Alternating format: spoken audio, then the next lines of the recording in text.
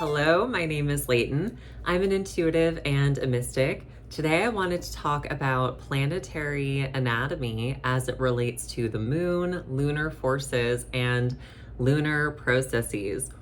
I am in a kind of giggly mood right now because this is the third time that I have attempted to film this video. And, I can be a little bit of a perfectionist, but it's not really in a bad way. It's because I feel like this information is so fascinating, but also really important. And so I want to make sure that I am communicating it in a way that is understandable and easily digestible. I wrote a lot of notes for myself, and part of why this is the third time around here is because I was finding it very difficult to tie everything in together because it is just so rich and so complex. And so my goal here is to take a subject that is just huge. I mean, there's so much that could be said about this, and to choose the things that I think are the most important for this video series, where I really don't want to extend more than maybe 45 minutes max on this, because I want to kind of begin with an introduction to each sphere. And then depending on how you feel about it, depending on the comments I get and the conversations we have about it, then maybe we can go a lot deeper, because this is something that I know I personally really enjoy. So first things first, and I'm going to do my best to be a lot more mentally organized than I was in my past two attempts at this. The moon governs the womb. So it's just like if you have seen my previous video on the sun and solar forces and solar processes, it's just like what I said in that video, where you will have a sphere that governs a specific process and a specific part of human anatomy, or a specific anatomical function. However, it will still influence many other systems and functions, and that is kind of separate from what it governs, meaning that there are some things that will be influenced by multiple spheres, or by every sphere in some way, really. But I wanted to make that distinction because when we are looking at what we would actually say is governed by the moon, we would definitely say the womb and the reproductive processes. So when we're thinking of embryogenesis, I love this topic. I wish that and this is part of why I am now on my third go round here, because I wish that I had the time to really go into the mysteries around birth and creation, but that is for another day, because it really is, there's so much that could be said about it. So either way, the moon, it's really a mediator between cosmic forces and the womb. So the moon, it kind of represents a past sense of self and a prior epoch. What I mean by that is that when we're thinking of conception, when we're thinking of embryogenesis, humanity used to go through a completely different process with that, a process that was very etheric in nature. And so our current physical process is almost like a physical manifestation of what was once a very etheric process. So the moon and lunar forces, they are seen as very nourishing etheric forces. So it's very heavily tied to the etheric body, and represents something that is very nourishing to us, but especially in the womb. When we are imagining a baby in a womb and kind of what is happening there in that formation, what's happening is that we have our past and our cosmic memory that is being imbued into this little body. And so this little body, it's taking on its past, it's taking on it's epigenetics, it's taking on ancestral and karmic memory and an understanding of prior epochs that is embedded to a cellular level. So that formation is happening, and the baby is really being formed by the moon in that space in a lot of ways, to the point where there are 10 moon cycles during a pregnancy, and each cycle will have a certain impact on the infant. So for example, the new moon influences the development of the head and the brain, but the full moon affects the metabolic and reproductive systems. Now, obviously, males do not have a physical womb. However, lunar forces are still very present in the male reproductive system, and in their system, it works to build on overall health. Whereas in the female system, the womb is governed by lunar cycles, which is why in spirituality, we refer to a woman's menstrual cycle as her moon cycle or her lunar cycle, depending on what you personally feel comfortable with. So the moon is kind of where we begin, and we begin with this lunar consciousness. Now, in prior epochs, and when we were ruled by the moon and in a more etheric state, we operated in a hive mind. So we operated in kind of this group think, but also this group being. And we were intended to retain the memory of that, and we were intended to experience that process for a little bit, especially in the earlier stages of life. So when a child reaches around 7 years old, that is when we start to kind of go from this lunar consciousness to beginning to develop the faculties that will help us build a solar consciousness. Now, what I mean by that is that we are moving. Oh, my robot vacuum Sally is coming in. 1 second. Typical Sally. She is always interrupting me. So when I say that we're moving from a lunar consciousness to a solar consciousness, or a lunar state of being to a solar state of being, what I mean by that is that we are moving out of our immature phase of development, where we didn't have individuality. We didn't have our own sense of identity. We were etherically kind of enmeshed, really.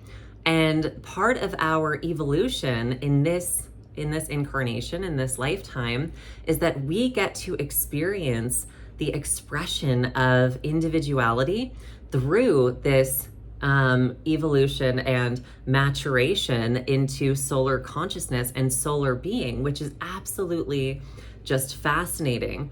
And we see how that process impacts us anatomically in multiple different ways. So one example of this is when we think of the etherization of the blood, because the moon, as I said, it governs the womb, and it governs our embryonic processes and our reproductive system, but it also influences many other things within the body.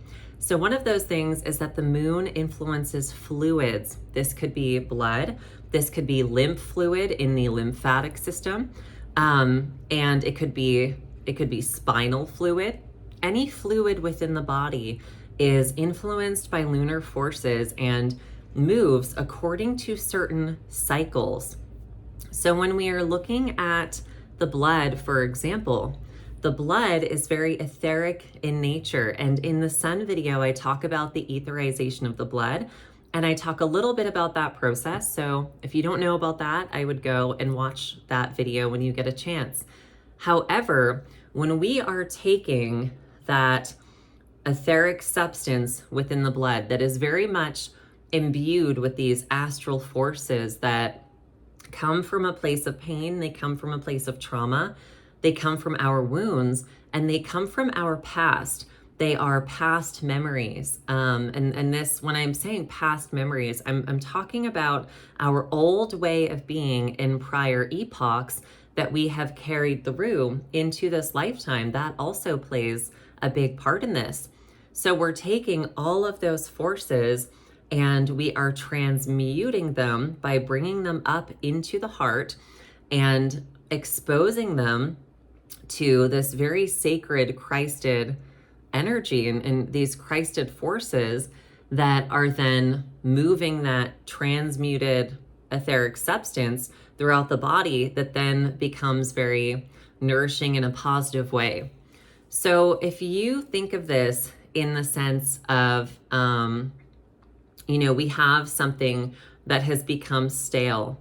So it's not that the moon is bad or that our past is bad or that lunar forces are bad, because they're not at all. This process is so important and so necessary. It's that the moon is like this gate, and it can also be viewed as a mirror. It shows us our past self. It shows us our shadow. It shows us what needs to be transmuted and what we need to overcome. So in order to reach this higher solar consciousness, we have to pass through the moon.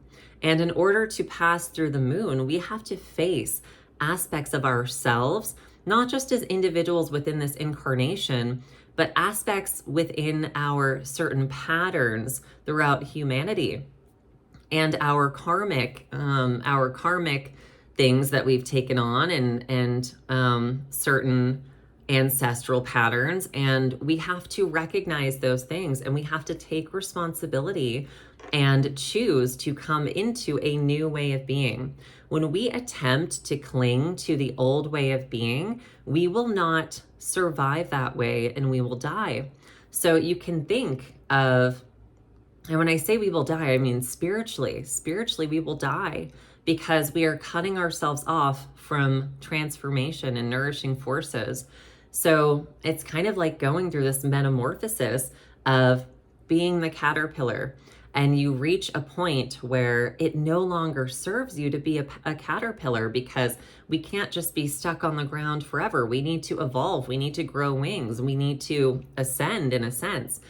And in order to do that, we have to go through the process of darkness and molting and pain and everything that experience is, in order to grow those wings and in order to come into a new form or a new way of being. So this is the formation of the etheric body and how we go from that lunar consciousness into a solar consciousness.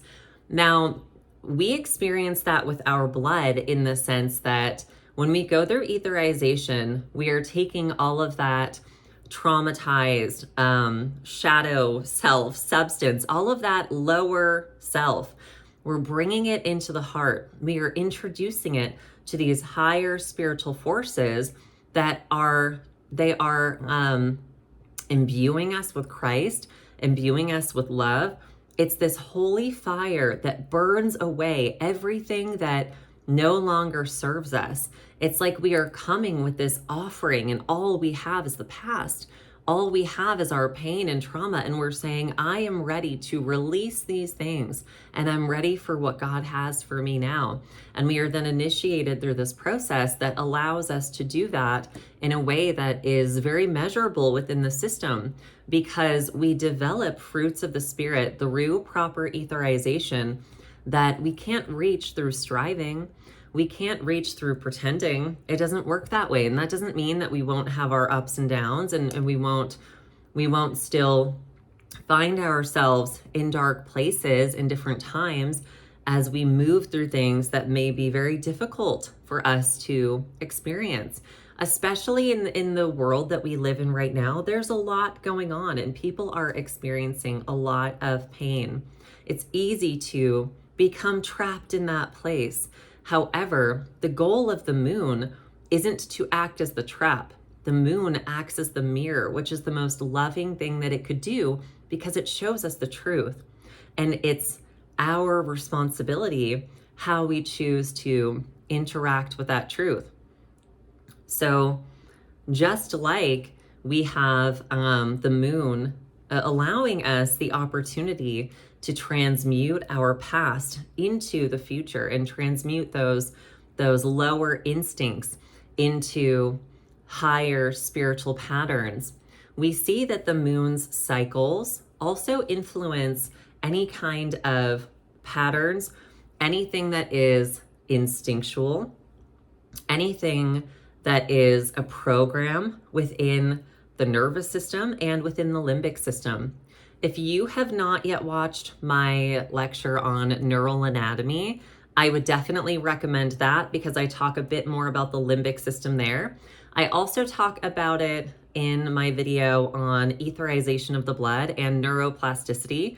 I will probably link all of these videos below just in case you're finding me through here. But that being said, I'm moving through all of my notes here.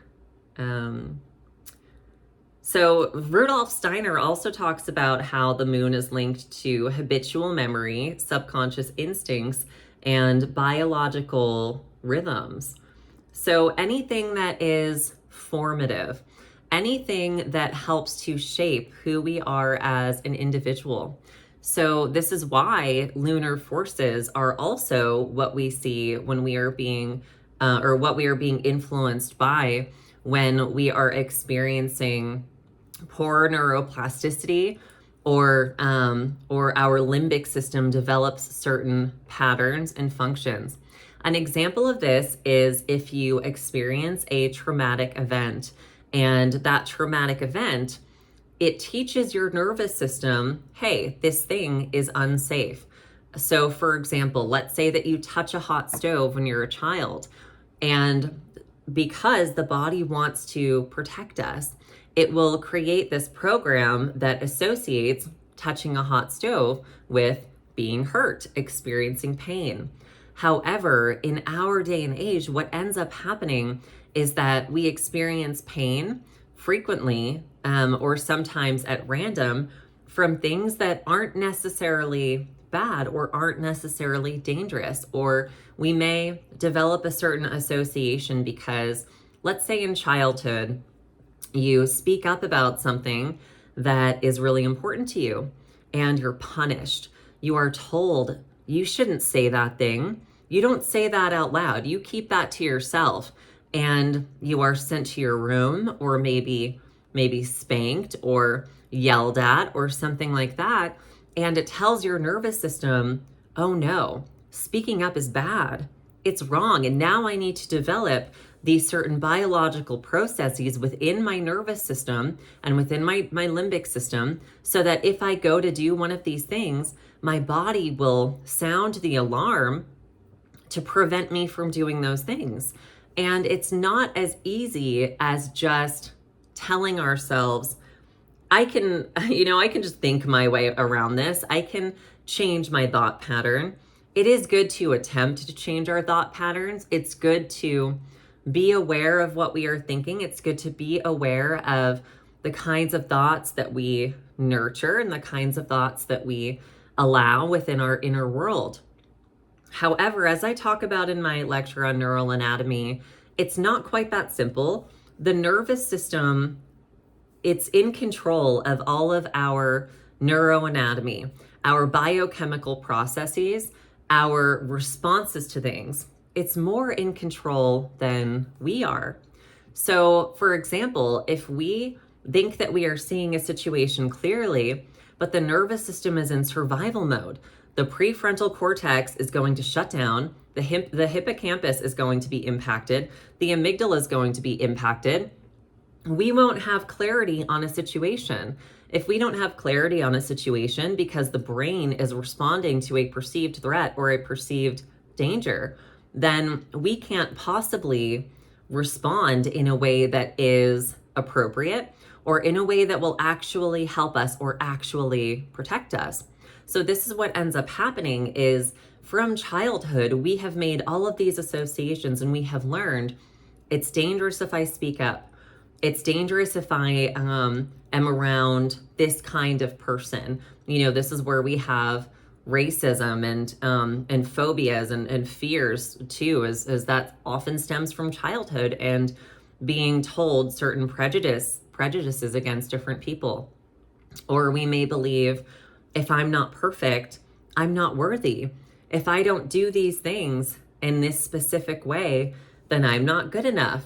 And our development of those things, it impacts everything else that we do in life because we believe that we won't succeed. There was a study where they put a bunch of people who were not normally around highly successful people for a specific period of time to see how being around someone who was very successful rubbed off on them. And those people in turn then became more successful because they were no longer around those limiting belief systems. And I don't mean that in a new age way either. It's very measurable. And we can be proactive by recognizing and understanding that the thoughts we surround ourselves with, the people we surround ourselves with, the podcasts we listen to, the books that we read, all of these things, they are shaping our perception of what is reality and of what is possible for us and what makes us safe or unsafe.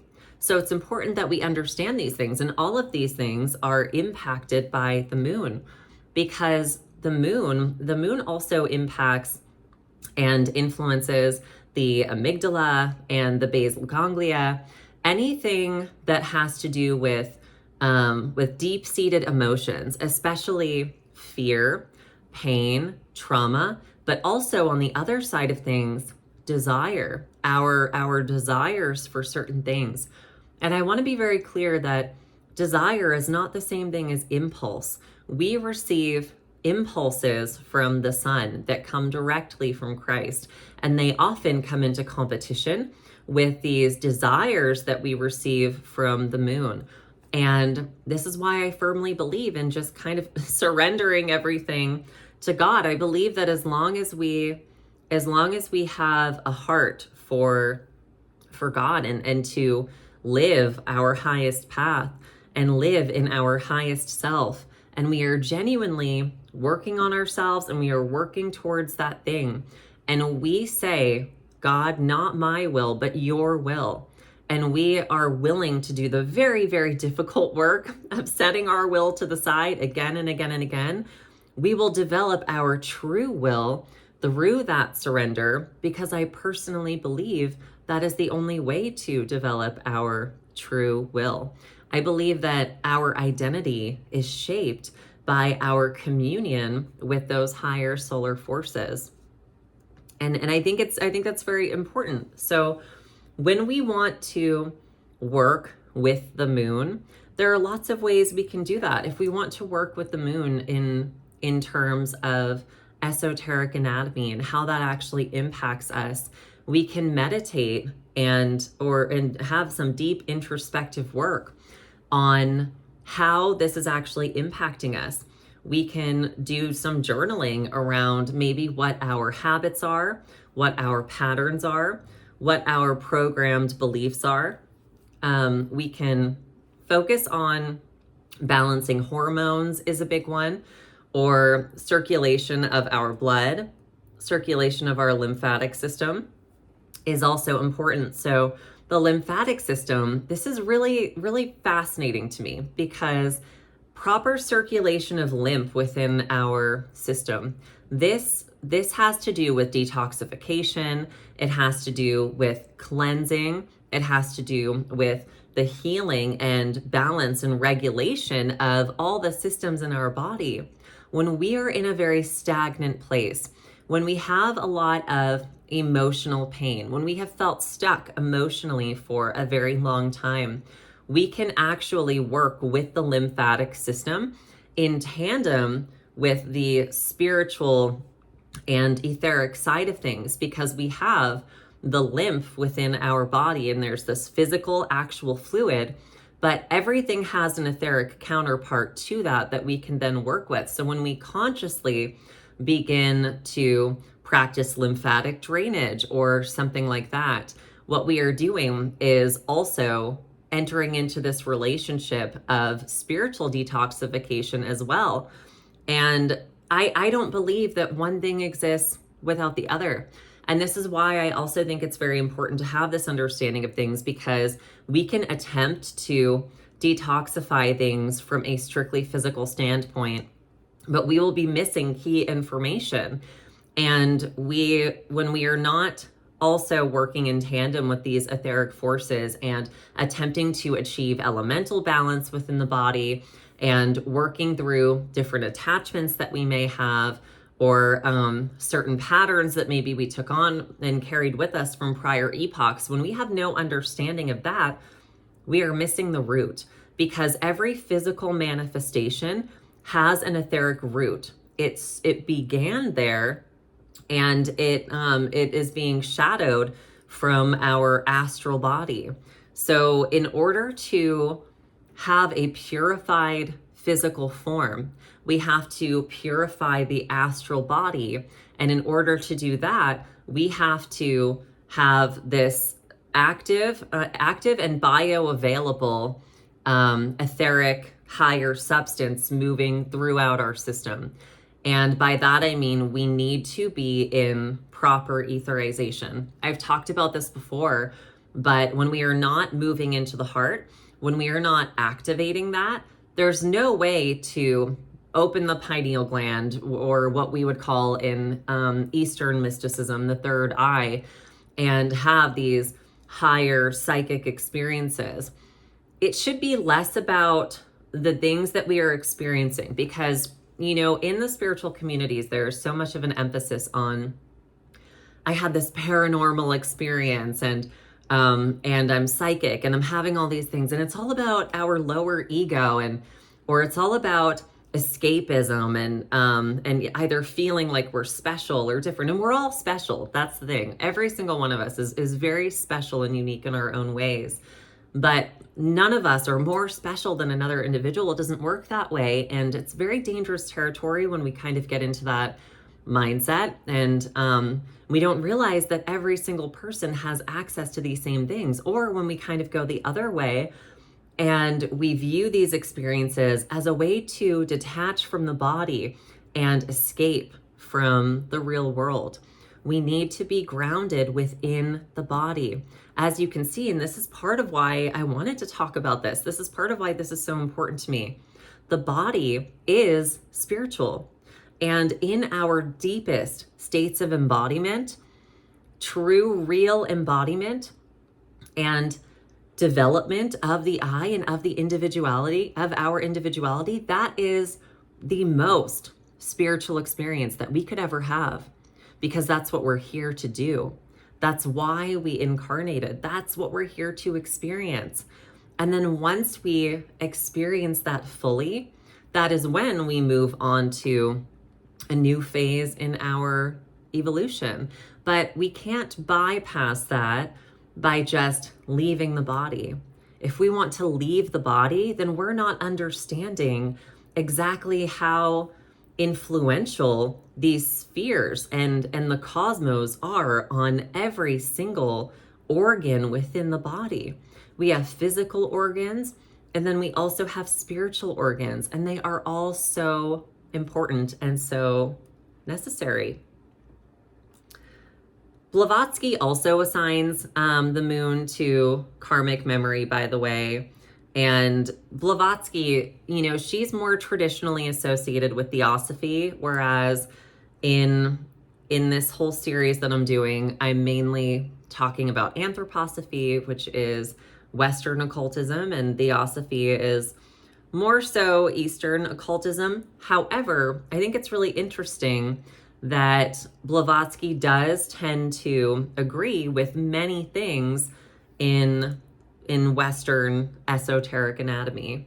So I think that's cool too. So we've gone over the womb and reproductive cycles, although that in and of itself could be such a very long video, because there's so much to be said about it that I think is just really fascinating and cool. Because when we go through the womb, it's taking us from this place of passivity to individuality.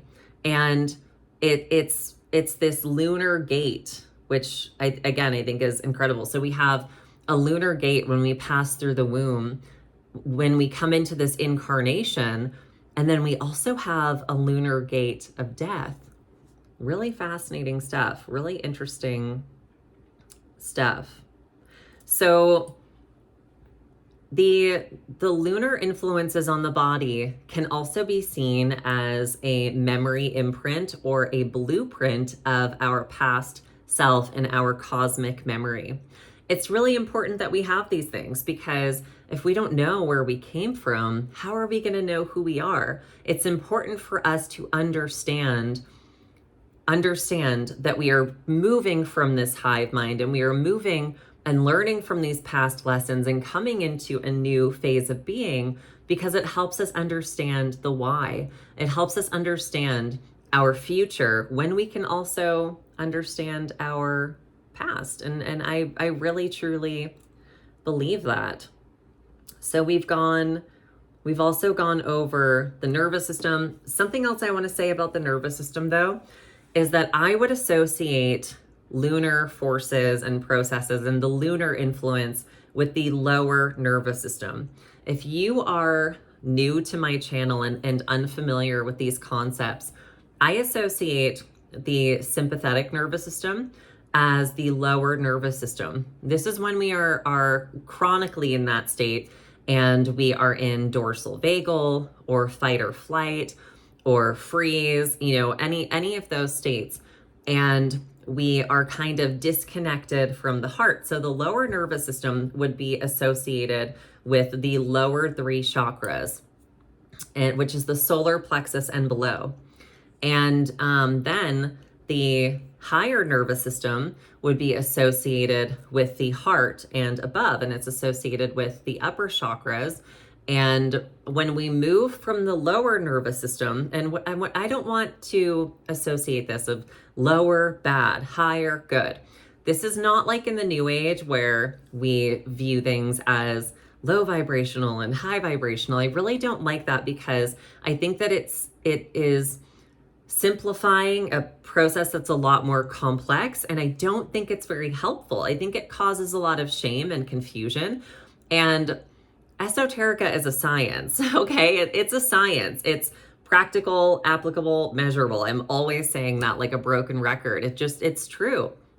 And we need to understand it as a science in order to actually move through these correct cycles, in order to have real healing happen in our lives. And by healing, I mean emotional healing, spiritual healing, healing of the mind, everything, physical healing alike, everything. We need to understand these things in order to really have that experience. So when I say lower and higher, what I mean by that, because the lower nervous system, it actually serves a purpose. It's important for us to be in survival mode. Sometimes we need to be in survival mode if we get in a car accident and the car flips on a loved one, and you get that crazy surge of adrenaline that allows you to lift a car that you would normally never be able to lift. And then you're able to save your loved one that way. Or we need to be in fight or flight if we're being chased by a puma or something like that, and need to be able to have this super strength come out of nowhere. But the thing is that when we attempt to maintain a state like that, it drains the body of all resources, physical resources and etheric resources. And when we don't have those nourishing resources to replenish ourselves with, we end up pulling from the astral body. And often we end up pulling from all of this junk in the lower centers, like our pain and our trauma and all of these things. When we realize that we can't be nourished by those things pull us into negative patterns of nourishment, such as addiction, or attempting to use our sexual energy to manipulate certain things in order to maintain our survival, or falling into patterns where we are obsessed with money and power, anything that is going to make us feel like we are surviving. That's what survival mode is. When you stay in that state for such a long time, it starts to cannibalize you and really suck the life out of you. And then you become a parasite to other people. And we develop these very parasitic actions because it devolves us from the inside out. So it's very dangerous and detrimental when we attempt to stay in a state like that for a long period of time. Now, it's completely normal and natural to be in the lower nervous system when something traumatic happens, and then to move back into the higher nervous system as we work through that thing, and then to go back into the lower nervous system. If we attempted to stay in the higher nervous system all the time, that could also deplete us in a sense, because if we don't have the nervous system resilience within the body to be able to actually hold and maintain these higher spiritual forces, we could experience psychosis, overstimulation, dissociation, because it would kind of force you out of your body, and lots of negative effects from that too. So this isn't a thing of, oh, it's bad to be in the lower nervous system. It is a completely natural part of being human. What I'm talking about is when we stay in that state and how detrimental it is. However, I think it's really powerful and amazing when we can understand, hey, the lower nervous system, this is just here to teach me something. There's something here where I'm being shown, through being in this state, I am being shown something about my past, something about my lower nature, something about my habits and behaviors, something about my programming. And I can love myself in this state, and I can ask my body, what is it? What are you trying to tell me in this state right now? What can I learn from the moon? As I just remember, this is always behind me, so I forgot about it. But as I'm saying that, I'm like, there he is. What can he teach us? So what can we learn? What can we be taught? And then we can move into the warmth of the sun. And that's something that I think is so beautiful. I don't think we should ever shame ourselves for being in the lower nervous system. I don't believe that's helpful. Conviction, absolutely. Sometimes, I feel conviction and I'm like, you're right. I've been wallowing. I've been in this for too long. And now it's time to come back into the sun. Now it's time to stop wallowing and come back into that state. Because again, the moon, it's all about cycles. So of course we are naturally going to come into that state at different times. And if we actually do incorporate astrology for a second, that's why for people who are especially sensitive, and also for women, during specific moon cycles, you might experience heightened emotions or feel certain things triggered within the shadow, because that is what the moon governs, is our emotions and our shadow and all of these things. I also wanted to talk about the spine. This is why I'm glad I have all of these notes, because this is such a vast and complex topic. So in my video on the sun, I talked about how the spine is a solar structure, and that is true. But I want to make a clarification here about how the actual structure, the bones, the structure of the spine is solar. And the movement of the fluids, the cerebrospinal fluids through the spine, that is lunar. It is the flow of etheric forces through the spine that is lunar. I also think it's really fascinating because there are 28 pairs of spinal nerves that are associated with the 28 phases of lunar cycles. So that's another cool thing to think of.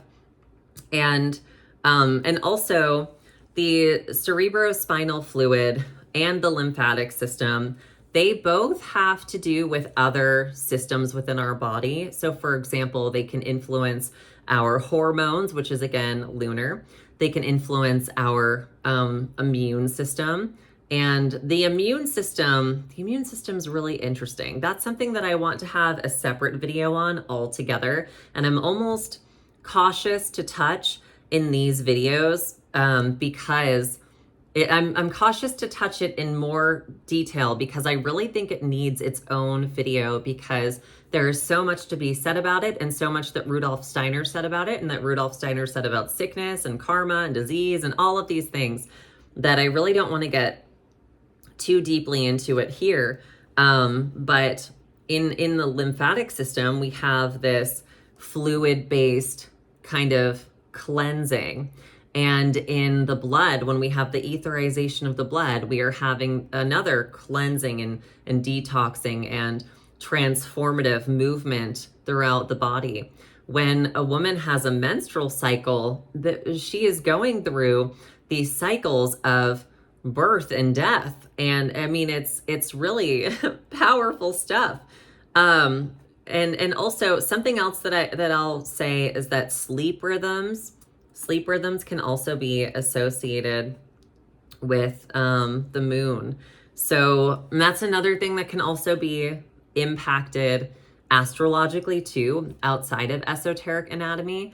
But sleep and our dream life, that is very heavily associated with the moon, but that's not necessarily anatomical. So I don't want to get too much into that. But again, I would really highly recommend, if you have not watched my video on neural alchemy and brain retraining, I recommend that.